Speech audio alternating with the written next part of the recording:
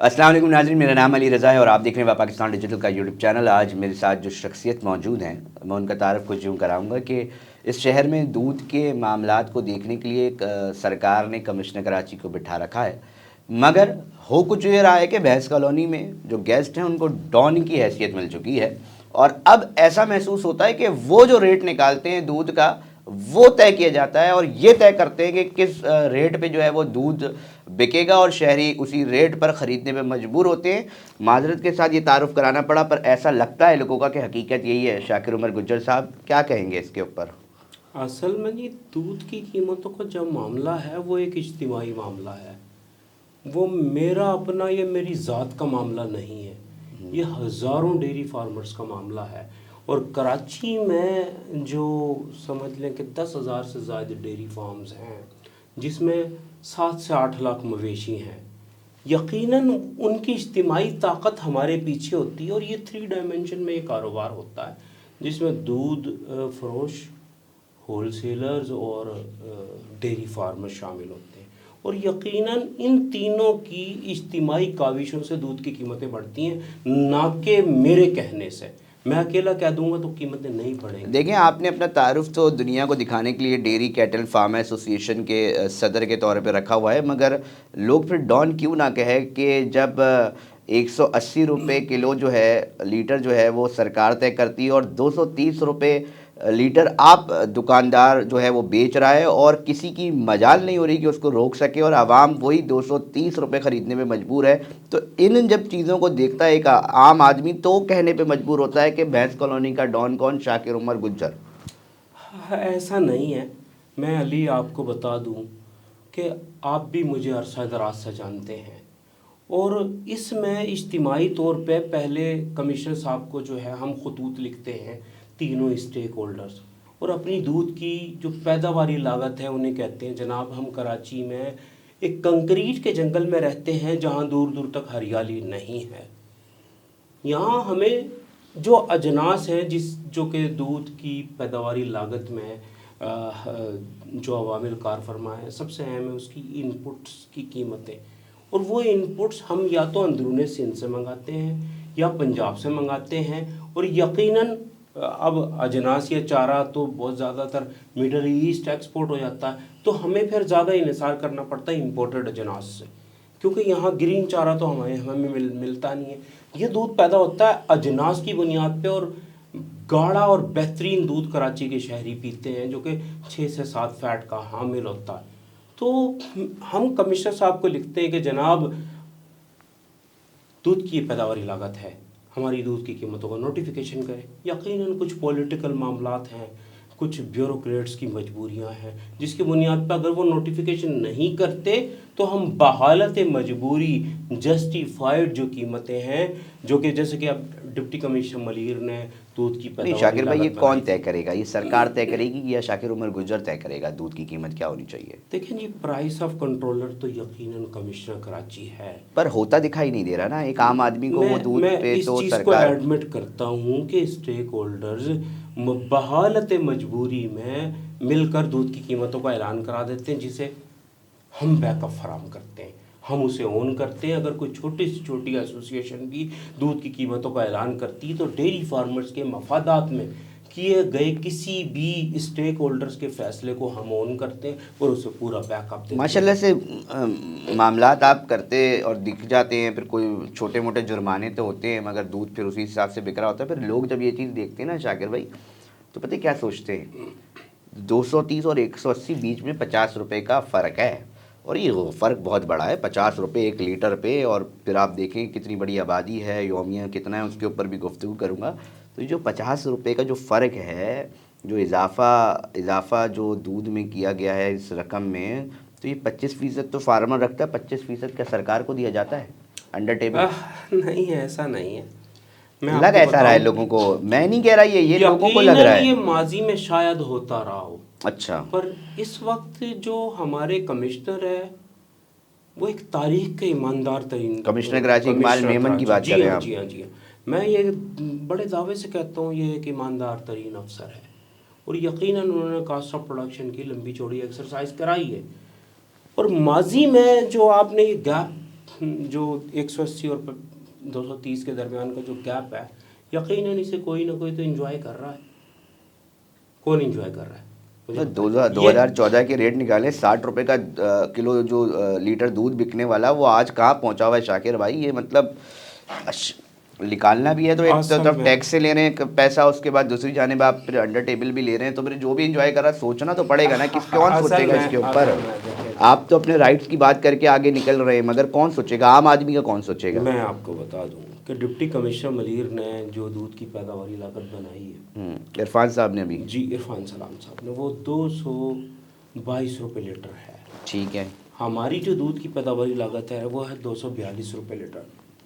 उसमें हमारा प्रॉफिट शामिल नहीं है, उसमें होलसेलर का प्रॉफिट शामिल नहीं, उसमें फ्रेट शामिल नहीं है जो शहर तक दूध जाता है, उसमें दूध के जो रिटेलर हैं उसका प्रॉफिट शामिल नहीं। अगर वो शामिल करें तो दूध की कीमत तो 300 रुपये लीटर हो जाएंगी।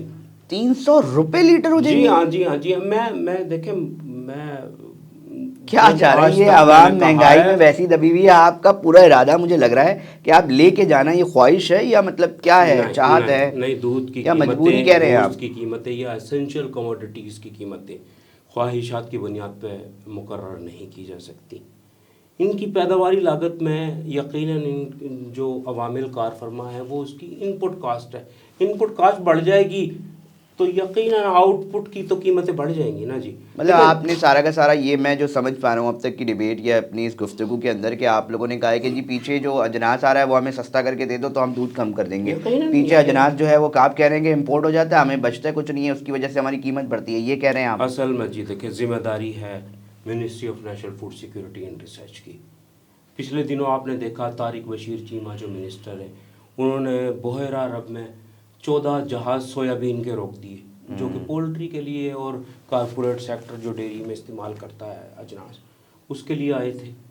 वो रोके क्यों? जीएमओ और नॉन जीएमओ की बहस में। और मज़े की बात, जब रोके तो 2 महीने उन्हें खड़ा करके रिलीज़ भी कर दिया गया। या तो अगर आपने रोके थे तो उसे नहीं एंटर होने देते आप। बड़ा फ़ोन आ गया होगा ना कोई? देखिए, मैं आपको एक बात बताऊं कि जब पोल्ट्री के लिए अजनास की शॉर्टेज हुई, ये भी एक दूध की और गोश्त की, मुर्गी की, अंडे की जो कीमत है उसमें ये भी एक उनका अमल शामिल हाल रहा कीमतें बढ़ने में, कि जब वो पोल्ट्री मुतबादिल प्रोटीन सोर्स की तलाश में आया तो डेयरी का अजनास उसने उठा लिए मार्केट से। हम तो पहले इंपोर्ट करते हैं, इंपोर्ट के जहाज आपने बंद कर दिए, तो यकीनन उसका इम्पैक्ट कास्ट ऑफ प्रोडक्शन पे आएगा ना। जब तलब बढ़ जाएगी, रसद कम हो जाएगी तो अजनास महंगे मिलेंगे। नहीं, बहुत प्यारी बात। नहीं तो फिर आपने बहुत प्यारी बात की कि अजनास के जो मसाइल हैं वो इस तरह आ रहे हैं। शाकिर भाई फिर ये भी तो बताएं आवाम को, और हम भी जानना चाहेंगे वैसे साफ़ी, कि वो जो जब नासिर हुसैन शाह साहब अवार्ड दे रहे होते हैं, सीएम के करीबी लोग आपसे मुलाकातें कर रहे होते हैं और दीगर कमिश्नर कराची के साथ घंटों घंटों जब बैठा जा रहा होता है, तो ये बातें उस वक्त नहीं रखी जाती या सुनने को वो भी तैयार नहीं है? असल में जी देखें, वफाक का डोमेन अलग है। क्योंकि आपकी तस्वीरें भी बड़ी वायरल हुई हैं, एक तरफ आप दूध बढ़ा रहे हैं, दूसरी तरफ शाह साहब आपको अवार्ड दे रहे हैं, वो अवार्ड पता नहीं किस चीज़ का दे रहे हैं। असल में जी देखें, इस समझ नहीं आती ना असल में ये वाली बातें। हमारा हिस्सा शामिल है ना, और यकीनन अगर गवर्नमेंट हमें अप्रिशिएट नहीं करे तो हम काम कैसे करेंगे? अच्छा, गवर्नमेंट अप्रिशिएट करती है हमारी कीमतें बढ़ाने इसलिए अवार्ड दिए जा रहे हैं, अप्रिशिएट किया जाए। अच्छा, हम गाहे बगाहे दीगर इश्यूज पे भी आवाज उठाते हैं सेक्टर की ग्रोथ के लिए। अच्छा, बारहा तमाम इश्यूज को हम जैसे कि एक्सपो करते थे, हम ये गवर्नमेंट का काम है। फार्मर को अब कहाँ एक्सपो हो रही है? वो 2 साल आपने मेरे ख्याल से की, उसके बाद अब फिर बंद हो गई। कोरोना के बाद हो गई थी बंद। हमने पंजाब में भी 2-3 दोबारा कराने का इरादा है। हम कराची एक्सपो में भी, क्योंकि मैं विजिट किया था, मैंने देखा फार्मर्स को बड़ा सीखने का सिलसिला उससे निकल रहा है। हम सेमिनार्स भी करेंगे, दोबारा चीज़ें करेंगे, पर देखिए बहुत ज़्यादा ज़रूरी है कि जो हमारी एग्रीकल्चर यूनिवर्सिटीज़ हैं वो अपना हिस्सा डालें। अच्छा, अब दूध तो है नहीं, दूध की पैदावार प्री प्लान कम की जा रही है। खुश्क दूध बेतहाशा इंपोर्ट किया गया मासी में। पाकिस्तान को दुनिया का वे पाउडर और स्किम मिल्क, खुश्क दूध के नाम पे वे पाउडर स्किम मिल्क डंप करने का गोदाम बना दिया गया वतन अजीज को। आपने देखा कि पिछले बहुत भारी जुमला बोला है आपने। देखिए पिछले दिनों बहुत भारी, माजी के जो प्राइम मिनिस्टर थे उन्होंने कहा कि जी बच्चे ग़िज़ाई कमी का शिकार हो रहे हैं। क्यों हो रहे हैं? क्योंकि आपने खुश्क दूध के नाम पे वे पाउडर स्किम मिल्क इंपोर्ट किया। पॉलिसी आपकी कहती है कि जी वो घोल के डब्बों में बंद करके जो हमारे बच्चे पिएंगे वो ग़िज़ाई कमी का शिकार ही होंगे ना। पाकिस्तान लाइव स्टॉक की दौलत से माला माल है। इकनॉमिक सर्वे ऑफ पाकिस्तान हर साल दूध की पैदावार को बढ़ा के, मवेशियों की तादाद को बढ़ा के सर्वे रिपोर्ट जारी कर देता है। सेंसस आज तक ना हुआ। तो मैं ये कहता हूँ कि यहाँ इंसानों का कराची में आम आदमी का सेंसस खटाई में पड़ा है, मुतनाज़ा बना हुआ है। सिर्फ कराची में 15 लाख मवेशी स्लॉटर कर दिए जाते हैं सालाना दूध देने वाले, और उनके बच्चे, एक डे ओल्ड बच्चे को स्लॉटर करा देना जेब देता है डेयरी फार्मर्स को या गवर्नमेंट को। ये डेयरी फार्मर स्लॉटर नहीं कर रहा, ये गवर्नमेंट स्लॉटर कर रही है।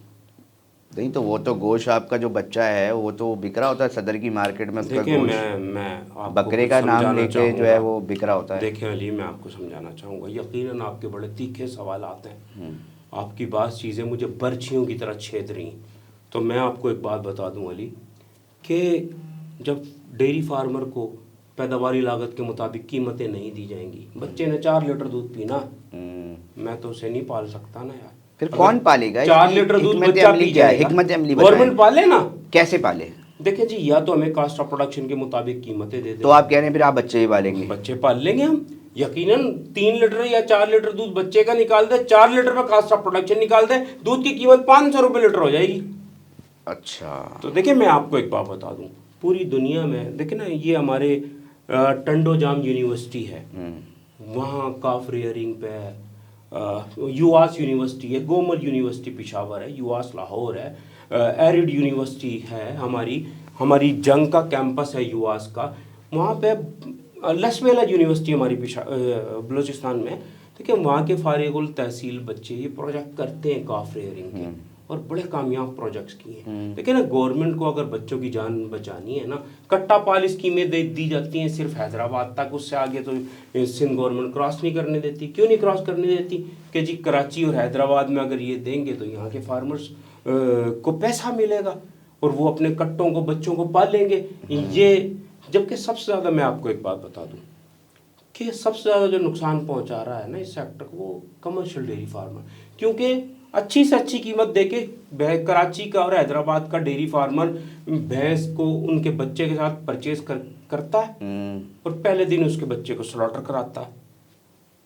सब्सिडी किसे देनी चाहिए? इस कमर्शियल डेयरी फार्मर को, वो देते हैं अंदरूनी सिंध में जाके। तो ये हमारा सिंध गवर्नमेंट से बड़ा इख्तलाफ है इसमें। महकमा लाइव स्टॉक से भी हम ये कहेंगे कि जी इन छोटे बच्चों को पालने के लिए आपको एक तो हर शहर के मज़ाफ़ात में कैटल कॉलोनी बनानी चाहिए और डेयरी फार्मर्स को ज़रई अराजी अलाट करनी चाहिए, जो कंक्रीट के जंगल में डेयरी फार्मिंग कर रहे हैं। मुझे पता है क्यों तकलीफ हो रही है, या मैंने आपको आने से पहले कि देखेंगे एक आम आदमी का इशू है और खुल के बात करेंगे, बुरा नहीं मानेंगे। ये बात हमने पहले इसलिए कर दी थी कि खुल के बात हो, क्योंकि टॉपिक इंपॉर्टेंट है और बड़ा अहमियत का हामिल है। शागिर भी देखें, एग्रीकल्चरल लैंड है मेरा मुल्क, मेरा वतन अजीज़ जो है ना वो एक एग्रीकल्चरल लैंड है। इधर मतलब ज़राअत है। मतलब मुझे ये समझ नहीं आ रहा, जनाज का रोना आप रो रहे हैं, फिर दूसरी तरफ ब्रीडिंग नहीं हो पा रही, जानवर जो बच्चे पैदा कर होने हैं उसको सिर्फ दूध कौन पिलाएगा, इस वजह से उसको कटवाया जा रहा है। ये हॉरिबल चीज़ें हैं। मतलब अगर हम किसी पढ़ी लिखी माशरे में जन्म ले रहे हों तो ये तो मेजर चीज़ें हैं जिसके ऊपर तो काम हो सकता है। कमी कहाँ देख रहे हैं, कोताही कहाँ देख रहे हैं, किस तरह इसको ठीक हो सकता है? क्योंकि जो दूध है ये बुनियादी ज़रूरत है, नाश्ते ज़िंदगी का जो दिन है उसकी इब्तिदा इस दूध से हो रही है, उसके मामलात से हो रही है, और ये बच्चों के लिए ज़रूरी है। दीगर जगहों पे इसका इस्तेमाल हो रहा है। हल के ऊपर मुझे बताएं कि हल किस तरह किया जा सकता है। क्या पता कोई सरकार देख रही हो, क्या पता कोई अहमियत का हामिल एक आदमी देख रहा हो, तो उसके ऊपर हल क्या देंगे? देखें जी, देखें हमारे जो ऑनरेबल सिपा सालार पाकिस्तान है, honourable prime minister of Pakistan है, सिपा सालार को क्यों नोटिस लेने की नौबत आई सब्ज इनकलाब की? आप भी जो वीडियो जारी की है सब्ज इनकलाब का, उसके ऊपर भी थोड़ा चर्चा करते हैं। वो हमारे लिए बड़ी खुशाइंद बात थी ना। हाँ। कि सिपा सालार ने नोटिस ले लिया, तो मैं समझता हूँ कि इनकलाब आएगा ज़रूर। देखिए मैं आपको एक बात बताऊँ, इदारों में मौजूद करप्ट लोग, PARC पाकिस्तान एग्रीकल्चर रिसर्च, हमारे एग्रीकल्चर को और दीगर भी जितने इदारे हैं, ख्वाह वो निब जी है, ख्वाह वो सिप जी है, ख्वाह हमारी एग्रीकल्चर यूनिवर्सिटीज़, इनकी जिम्मेदारी है। देखिए ना, मुझे एक बात बताएं, आप कभी गंदम रशिया से खरीदने जाते हैं? आप कभी कहीं आप दालें सारी वहाँ से हॉलैंड से इंपोर्ट कर रहे हैं? आखिर को क्यों? क्योंकि आपका एग्रीकल्चर तबाह हो गया। किसने किया? इदारों में मौजूद करप्ट लोगों ने किया। आप दूध देने वाली गाय नीदरलैंड से, ऑस्ट्रेलिया से, अमेरिका से मंगा रहे हैं। मुशर्रफ साहब के दौर में आपने सफेद इनकलाब की बात की, क्यों ना आया? देखें, ये इदारों में मौजूद करप्ट नाअहल लोगों को जूते मार के बाहर निकाल देना चाहिए इन्हें। देखें, मैं एक किसान हूं और मैं जानता हूं मुझे क्या क्या तकालीफ है। मुझे पता है कि क्या क्या चीज कहां सही करनी है तो ये सेक्टर खड़ा हो जाएगा। कहां से मुझे कौन सी बुनियाद कमजोर है उसे कहां से मजबूत करना मैं जानता हूं, पर मेरी रसाई नहीं है इन करप्ट और ठंडे कमरे में बैठे हुए बाबुओं तक। तो मैं अली आपको एक बात बता दूं, अब नोटिस लिया है हाफिज सैयद आसिम मुनीर साहब ने, प्राइम मिनिस्टर ऑफ पाकिस्तान ने, और दीगर इदारे भी संजीदा हैं, इन्वेस्टमेंट भी बाहर से आ रही है।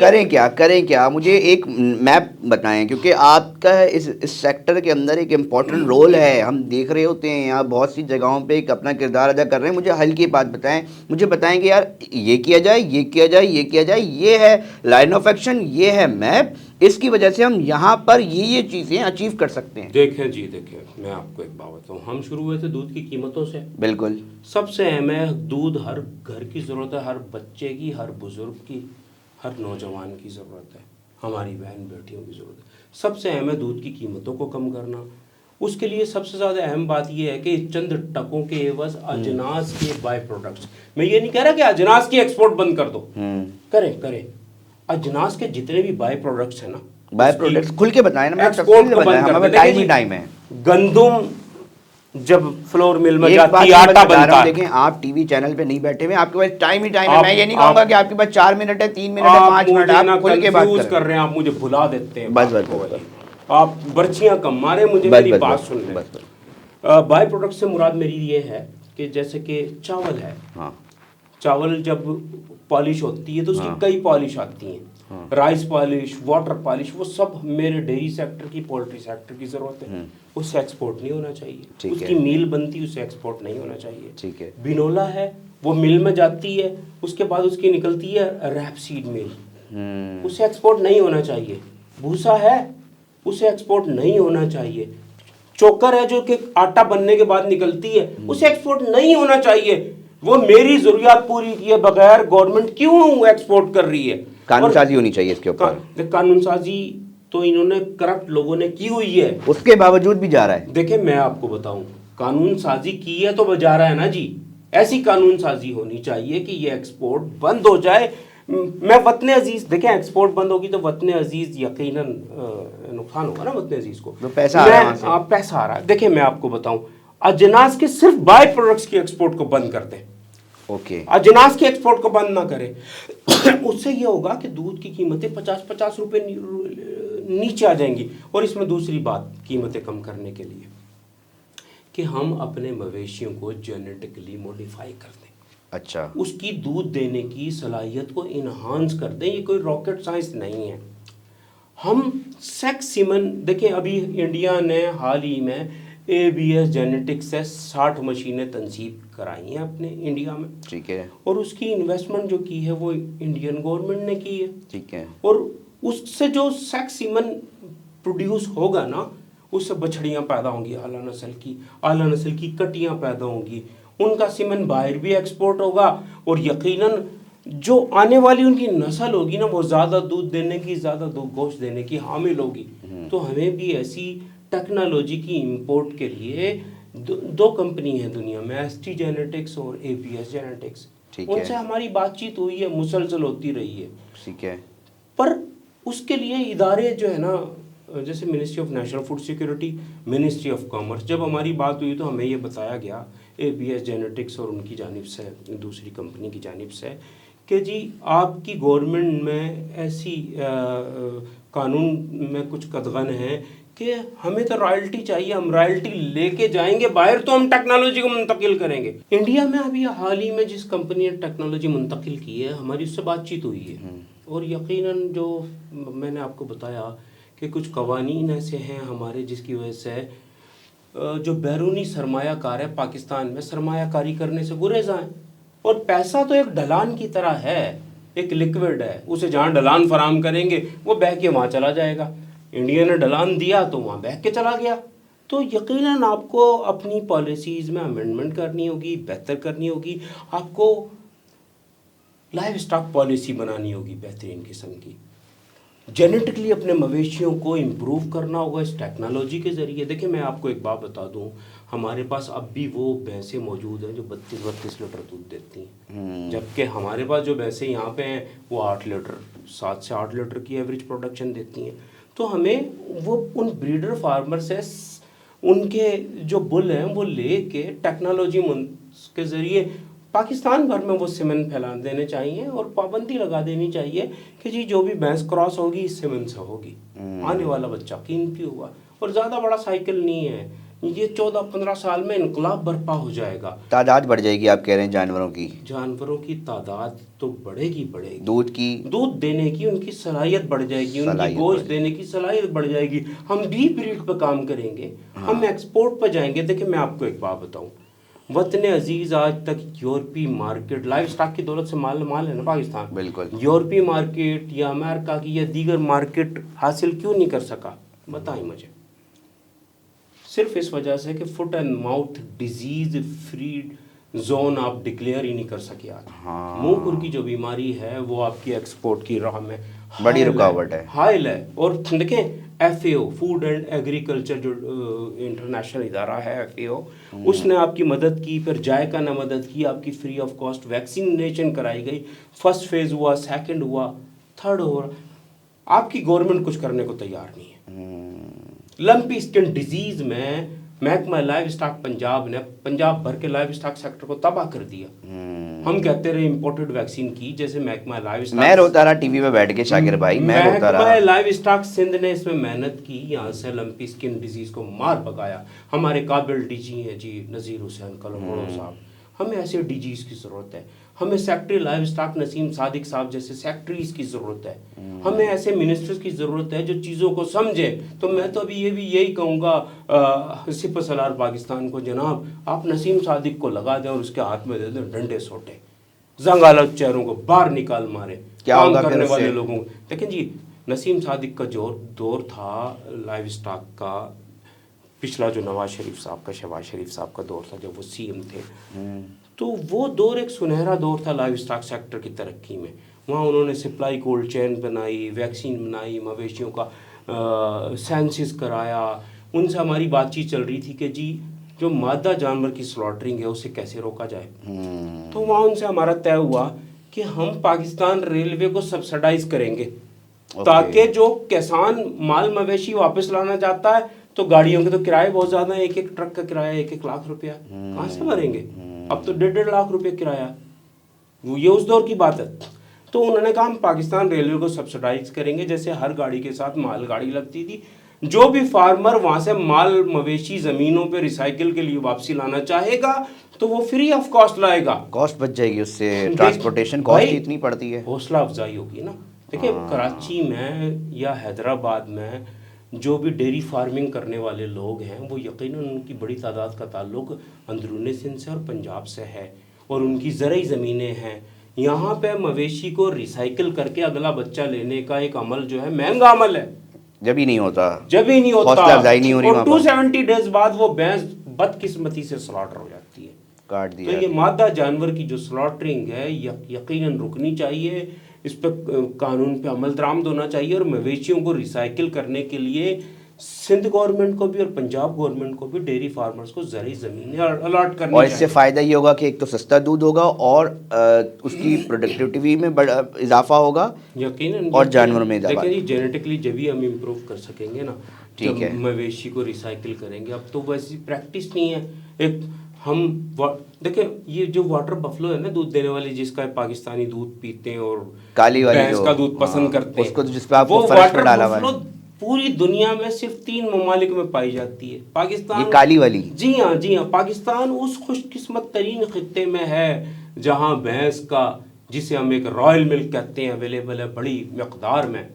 तो बहुत ज़्यादा ज़रूरी ये है, जैसे कि अब तुर्की दीगर ममालिक ने पाकिस्तान से भैंस इंपोर्ट करके उसकी दूध देने की सलाहियत को बढ़ाया।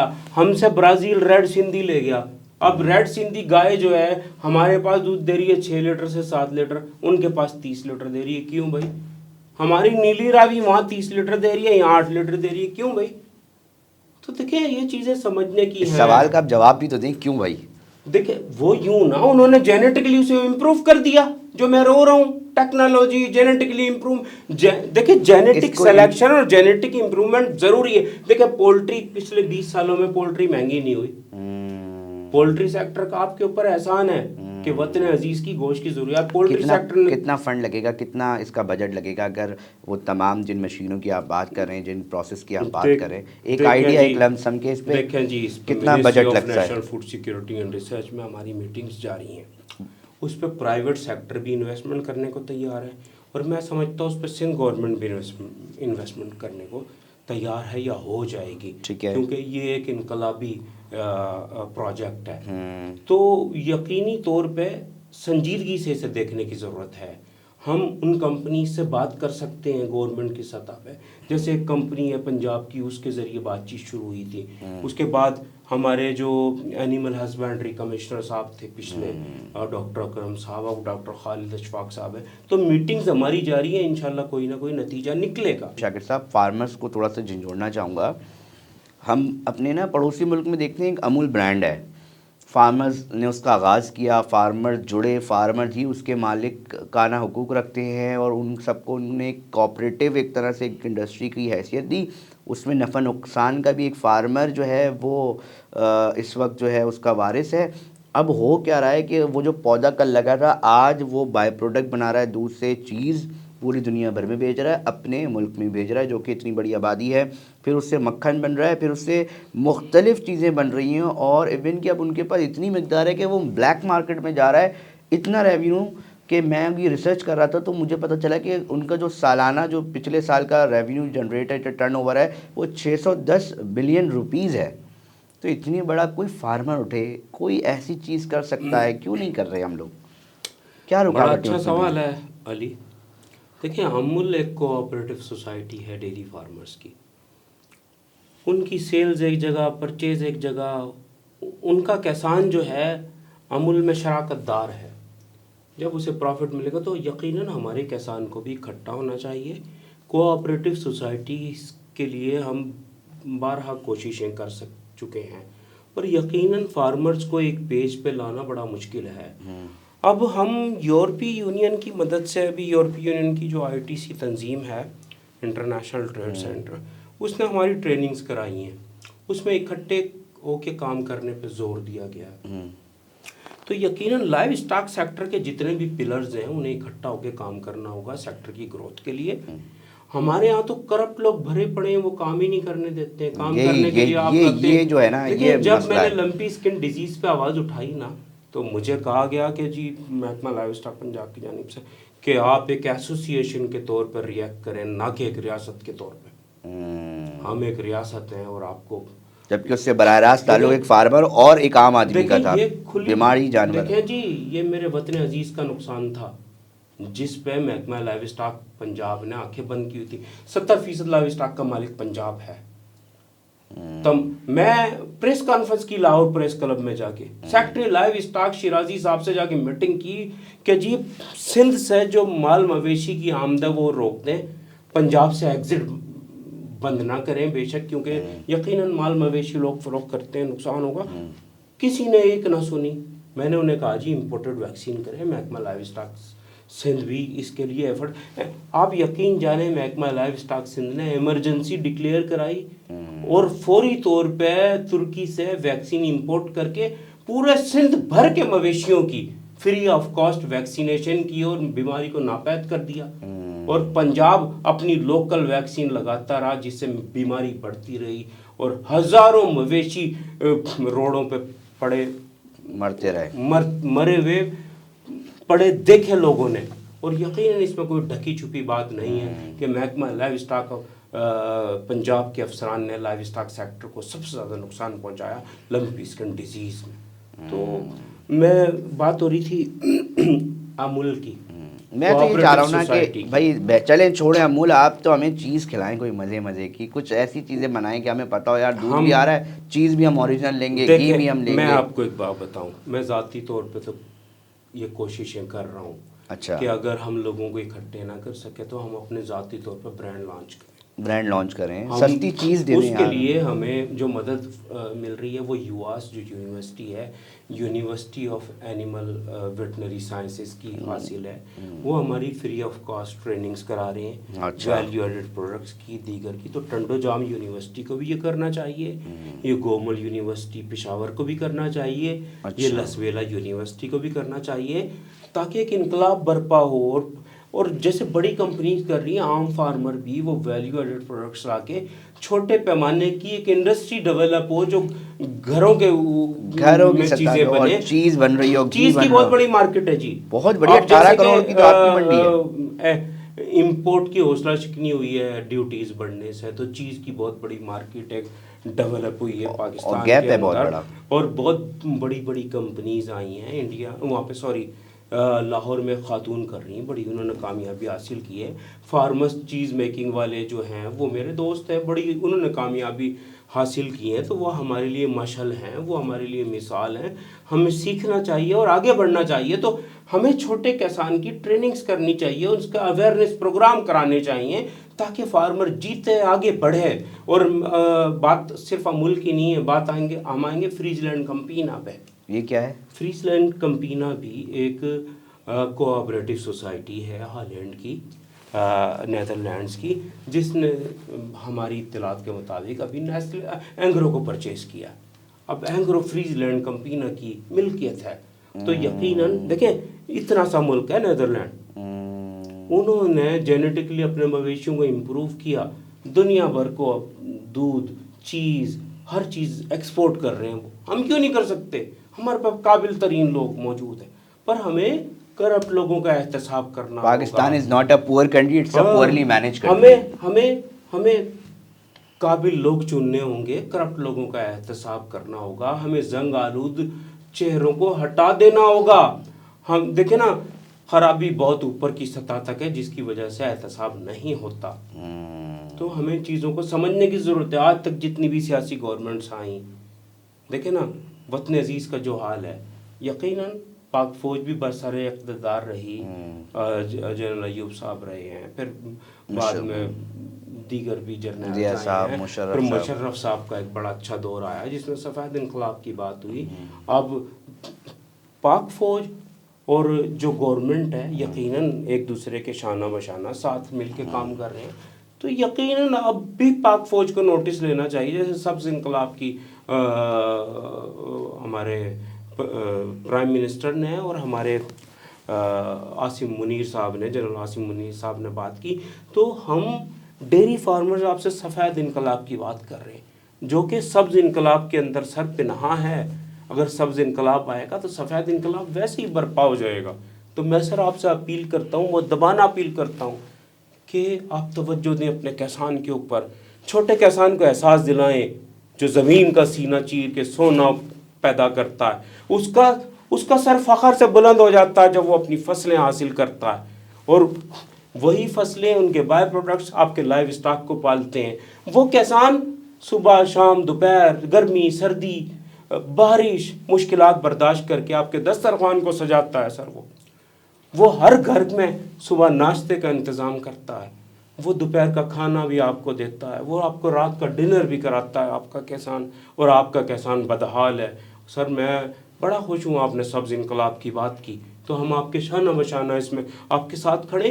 पर मैं आपको बता दूँ, हमारी तकालीफ का हमेल में ठंडे कमरों में बैठ के बात करने वालों को या पॉलिसी मेकर्स को इल्म नहीं है। ये तो अपने आप को ऐसी मखलूक समझते हैं जो हमारी बात सुनने पर तैयार नहीं होते हैं। हम आवाज़ उठाते हैं, हमें धमकियाँ देते हैं, आपने वीडियो कर दी, आपने ख़त लिख दिया। हम लिखेंगे, ज़रूर लिखेंगे, हम गाए बगाए जगाते रहेंगे। यहाँ कराची की हम बात कर लेते हैं, हमसे पिछले कई सालों से ज़बरदस्ती भत्ते वसूल किए जाते हैं टैक्स के नाम पे। देखें, मैंने आवाज़ उठाई, चीफ सेक्रेटरी साहब ने नोटिस लिया, गुंडा टैक्स बंद करा दिया भैंस कॉलोनी इन्वेंट्री का। 8 मरतबा डिप्टी कमिश्नर मलिर ने उसे बंद कराया, 8 मरतबा दोबारा लगा। 8 मरतबा ही SHO सुखन ने उसे सामान भी वापस दिया लगाने के लिए। क्यों? क्योंकि उसके पीछे सियासी पुष्टपनाही है। जब तक ये खराबियां दूर नहीं होंगी ये चीज़ें बेहतर नहीं होंगी। हमसे सुपर हाईवे पर गुंडा टैक्स लिया जाता है 650 रुपये भैंस का, जो कि पूरे मुल्क में कहीं नहीं है। आला अदलिया को सियासी पुष्टपनाही पे गुमराह करके ये टैक्सेस लिए जाते हैं। जब मैं आवाज़ उठाता हूँ, मैं कोर्ट में खड़ा होने की कोशिश करता हूँ, मुझे जान से मारने की धमकियाँ दी जाती हैं। मुझे साउथ अफ्रीका तक से जान से मारने की धमकियाँ दी गई। तो हम कहाँ खड़े हैं सर? या तो हम वतन अजीज़ को छोड़ जाएं। तो मैं सर आपसे अपील करूँगा, देखें मेरे साथ बहुत सारे मामलात हुए। मेरे वालिद साहब को शहीद कर दिया गया, पाकिस्तान की सबसे पहली डेयरी फार्मर्स एसोसिएशन के प्रेसिडेंट थे, पर हमने अपना मुल्क नहीं छोड़ा। बहुत ज़बरदस्त, ये बड़ी इंतहाई आपने इम्पोर्टेंट गुफ्तगू की है। ये जो गुंडा टैक्स है इसको ज़रा तफसील से बताएं, कितने लिए जाते हैं, उसका पैसा जो है कौमी ख़जाने में नहीं जा रहा, क्या मामला है? वो वीडियो सामने आई थी, बड़ा हंगामा करते हुए दिखाई दिए थे, तो वो क्या है गुंडा टैक्स? चीफ सेक्रेटरी सिंध ने देखें, एक तो कितने जानवर आते हैं, ज़रा उस तफसील से बताएं। सिर्फ कराची में 15 लाख से ज़ायद मवेशी आते हैं सालाना। 650 रुपये मवेशी keeping tax, milking keeping tax लिया जाता है। और किस मद में लिया जाता है? ये सर्टिफिकेट के नाम पे लिया जाता है, गुंडा टैक्स हम उसे कहते हैं। ये 2002 में KMC ने मुसल्लत किया था हम पे। देखें जी, डोमेन अगर बनता है ना, हमारे बाड़ों से ले लेना आके, आप जाम चोरों की हदूद में हमसे मारपीट करके क्यों वसूल करते? और मैं आपको बता हर जानवर, जैसे 6 जानवर आ रहा है तो फी जानवर 600 रुपये। इसके पीछे सियासी पुष्टपनाही है। देखें ये 1 अरब रुपए सालाना हमसे लेते हैं। और मैं आपको एक बात बता दूं, हम पे 1 रुपया नहीं लगाया जाता। गवर्नमेंट के अकाउंट में 12-13 करोड़ रुपए सालाना जमा किए जाते हैं, वो भी कुछ ना कुछ दिखा दिया जाता है। तो सर इस पर नोटिस लेने की ज़रूरत है। मैंने नैब को लिखा, इंक्वायरीज हुई, उन्होंने एंटी करप्शन को दे दिया, मुझे कह दिया जी एंटी करप्शन को फॉरवर्ड कर दिया गया। एंटी करप्शन में जाके वो करप्शन की शिकार हो गया, कोर्ट की सीढ़ियाँ में चढ़ने ना दी गई, जान से मारने की धमकियाँ दी गई। तो सर हम कहाँ खड़े हैं? अच्छा शाकिर साहब, एक और बात बताएं, एक मुहिम चली है आप लोगों के खिलाफ। टीवी पे बड़े इश्तिहारात हमने देखे हैं और उसके अंदर कहा जाता है कि जो डब्बा बंद दूध है ये सबसे अच्छा है, और ये जो खुला दूध आ रहा है ना, ये मक्खियाँ, मिलावट शुदा और सारी बीमारियाँ उसके अंदर हैं। तो इतने संगीन नौयत के इल्ज़ामात हैं आप पर लगे हुए। असल में जी देखें, क्या कहेंगे? ये कारपोरेट सेक्टर की एक गलीज़ हरकत थी। पाकिस्तान डेयरी एसोसिएशन के नाम पे मैं कहूँगा कि ये, मैं समझता हूँ या मेरी इत्तलात के मुताबिक ये उन्होंने चलाई चंद मसीहाओं में, जो कुछ गलीज़ लोग मसीहाओं के नाम पे मसीहाई करते हैं और डब्बा बंद दूध को अच्छा और खुले दूध को गंदा कहते रहे। पाकिस्तान मेडिकल एसोसिएशन ने वो नेशनल मीडिया पे चलाई। उसके बाद जब हमने पैमरा को खतूत लिखे, उसके बाद नेशनल मीडिया के चंद बड़े जो मीडिया हाउसेस है वो ये मुहिम चलाते रहे, चंद बड़े एंकर्स उसमें शामिल थे। उसके बाद हमने फिर पैमरा को लिखा और उसका केस बाकायदा लड़ा।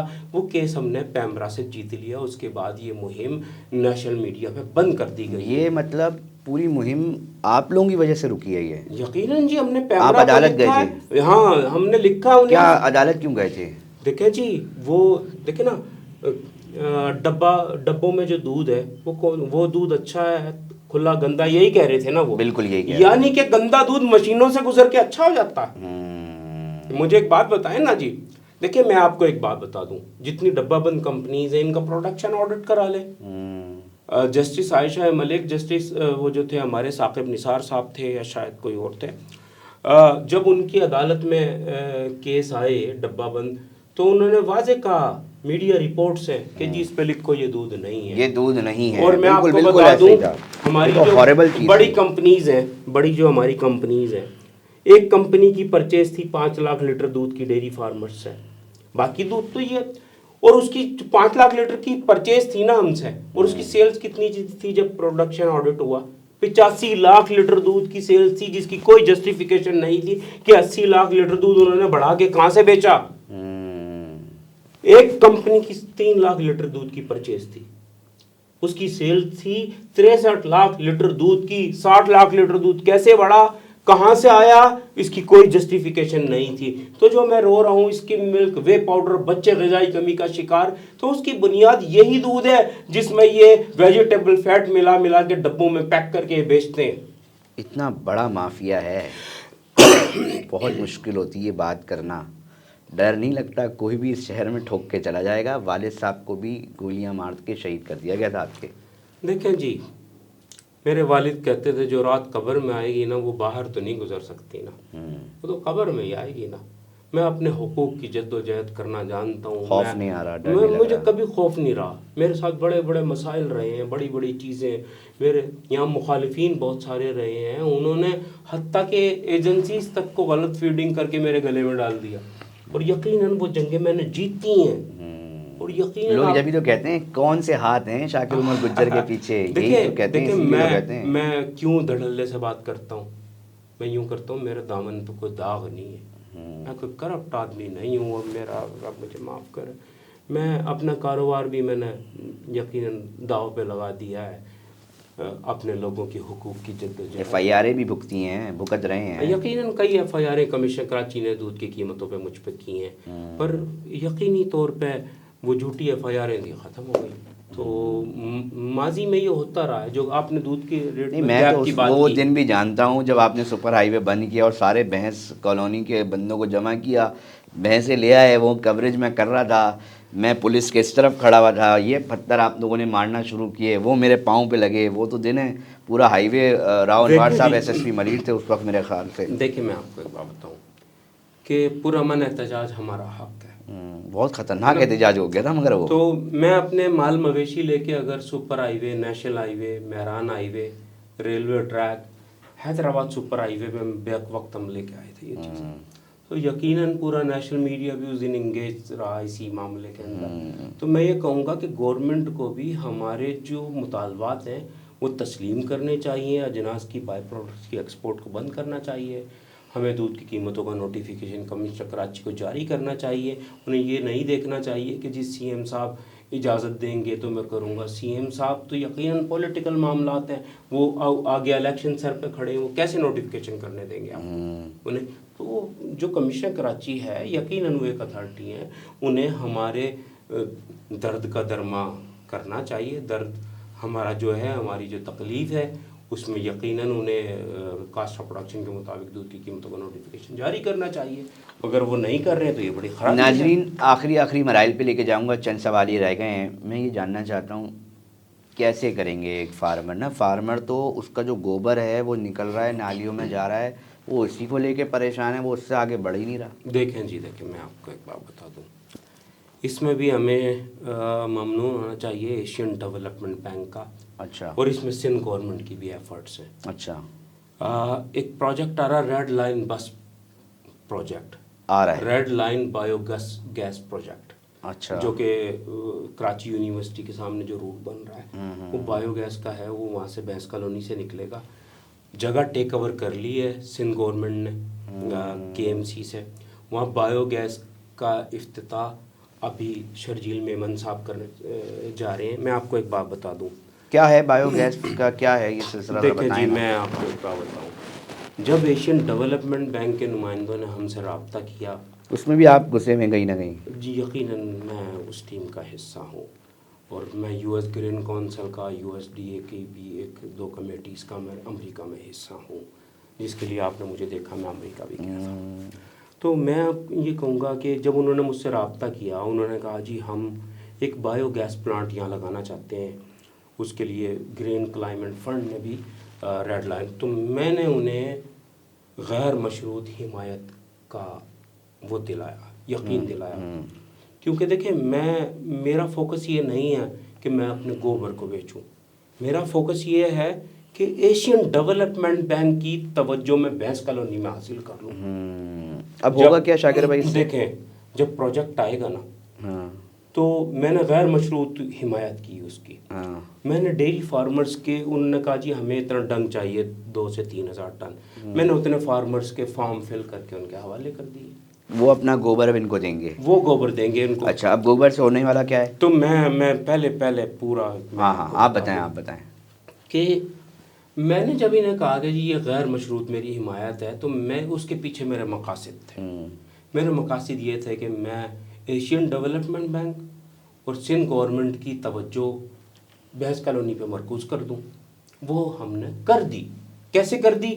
जैसी बायोगैस का तो तमाम जितने भी प्रोजेक्ट थे ना, क्योंकि देखें जब गोबर कलेक्शन के लिए वहाँ गाड़ियाँ चलेंगी, उन्हें सड़कें बनानी पड़ेंगी, उन्हें लाइटें लगानी पड़ेंगी, वहाँ उन्हें एशियन डेवलपमेंट बैंक से मैंने कमेंटमेंट कर ले ली उनसे, कर ली हमने बैठ के कि आप वहाँ कम्युनिटी के लिए क्या करेंगे। वो हमारे कॉलेजेस बनाएंगे, यूनिवर्सिटीज़ के कैंपस या बनने जा रहे हैं, बनेंगे। जी हाँ, जी हाँ, जी हाँ। उसका हिस्सा है बैंस कॉलोनी के जी हाँ, अंदर कम्युनिटी सेंटर्स बनेंगे। और आगे मैंने क्या सोचा कि जो गोबर रोडों पे गिर जाता, कच्चे रोड थे ना, वो पाउडर बनता था, वो मैं सांस का मरीज हूँ, आप मेरी आवाज़ वैसी महसूस कर रहे होंगे भारी हो रही, क्योंकि एलर्जी के मरीज हैं हमारे सब। वो गोबर हमारी सांसों में बैठता है, हमें फेफड़ों के मसाइल होते हैं, हमें जल्दी मसाइल होते हैं। हमारे लोगों की जान छूटेगी उस गोबर से, जल्दी मराइज से हमारी जान छूट जाएगी, सांस के मसले से हमारी जान छूट जाएगी, तो सेहतमंद मेरे लोग हो जाएंगे सबके सब। तीसरा, जो 8,000 टन गोबर समंदर में जा रहा है, यकीनन आलूदा कर रहा है, बिल्कुल आलूदा कर रहा है, तो यकीनन हमारी आबी हयात महफूज हो जाएगी। बहुत बड़ा काम है, देखे ना, बहुत तो बड़ा काम है। इसके पीछे मैंने ये सोचा, और एशियन डेवलपमेंट बैंक और जो BRT के जो लोग थे उस वक्त पे, हमारी एक हिना बाजी थी वो, और एक मसूद साहब थे हमारे, फिर बाद में बहुत सारे लोग आते गए। तो एशियन डेवलपमेंट के जो लोग थे उन्होंने कहा यार ये हमारी गैर मशरूत हिमायत कर रहे हैं, हमें भी इन्हें कुछ देना चाहिए। उन्होंने कहा जी हम आपको पर यूनिट कीमत देंगे। मैंने कहा जी गोबर की, तो यकीन हमारे लिए खुश आइंद है। मैंने उन्हें कहा जी पर यूनिट कीमत की बजाय आप जो गोबर गवाले इकट्ठा करते हैं आप उनकी तनख्वाहें दे दें हमें, है ना। तो देखिए इससे कई मकासद हमें हासिल हो रहे हैं। और फिर आखिरी जो है उससे क्या होगा, देखें हमारी गर्दन पे तलवार लटकी हुई थी, क्या कि यार सिंध गवर्नमेंट जब मर्जी आपको उठा के अंदरूने सिंध फेंक देगी, टट्टा गारो गाड़ो दाबे जी, जगह को पक्का करना। इससे क्या होगा, सिंध गवर्नमेंट की मजबूरी हो गई हमें यहाँ पर रखना, हमें लीज देना, हमारी केयर करना, हमें दूध की कीमतें देना। तो इससे एक नहीं 1000 मकासद हमें हासिल हो रहे हैं बायोगैस प्रोजेक्ट से। ये छोटा मामला नहीं है, ये बड़ा मामला है। मतलब और अब गोबर से तवानाई पैदा होगी, गैस बनेगी, उससे ये बसेस चलेंगी। और फिर सिंध गवर्नमेंट की तरफ से ये पाकिस्तान के कराची के शहरियों के लिए तोहफा होगा सस्ते सफ़र का, और वो डेयरी फार्मर्स के साथ मिलके हम पूरा करने जा रहे हैं। मतलब डेयरी फार्मर्स अब ट्रांसपोर्ट के अंदर भी अपना एक किरदार अदा कर रहे होंगे, अपना भैंसों का गोबर उधर पूरा यूटिलाइज करके। देखें जी, आप ये कहते हैं शाकिर उमर एक डॉन है, तो शाकिर उमर का और उसके साथियों का कदम मैं नहीं कहता, ये लोग कहते हैं, ये लोग कहते हैं, मैं नहीं कह रहा, ये हम इन्वॉल्व हो लोग गए कहते अब हैं। मजीद सिंध गवर्नमेंट के साथ, तमाम लोगों के साथ। तो मैं उम्मीद करता हूँ रेड लाइन बायोगैस जो प्रोजेक्ट है वो पाया तकमील को पहुँचेगा। शर्जील इनाम मेमन एक काबिल मिनिस्टर हैं, तो मैं ये समझता हूँ कि इस पे फौरी तौर पे काम अब शुरू हो गया है। नाज़रीन, गुफ्तगू कर रहे थे, बड़ी दिलचस्प गुफ्तगू रही। Shakir Umar Gujjar dairy cattle farm association के सदर थे। हमने इनसे मुख्तलिफ़ पहलुओं पे बात की और साथ ये बताया कि हमें मुकामी चीज़ कब बना के देंगे, उन्होंने इसका भी वादा किया है। और साथ ही बहुत ही अहम मंसूबे के ऊपर इन्होंने गुफ्तगू की है। आप देख रहे थे वा पाकिस्तान डिजिटल का यूट्यूब चैनल। हम आपसे दरख्वास्त करेंगे कि अगर आपने अब तक हमारे चैनल को सब्सक्राइब नहीं किया है तो करें, और वीडियोज़ को लाजमी लाइक और अपना कॉमेंट में अपना इजहार कीजिएगा, जो भी आपकी राय है, और वीडियो को शेयर करना ना भूलिएगा। बहुत शुक्रिया।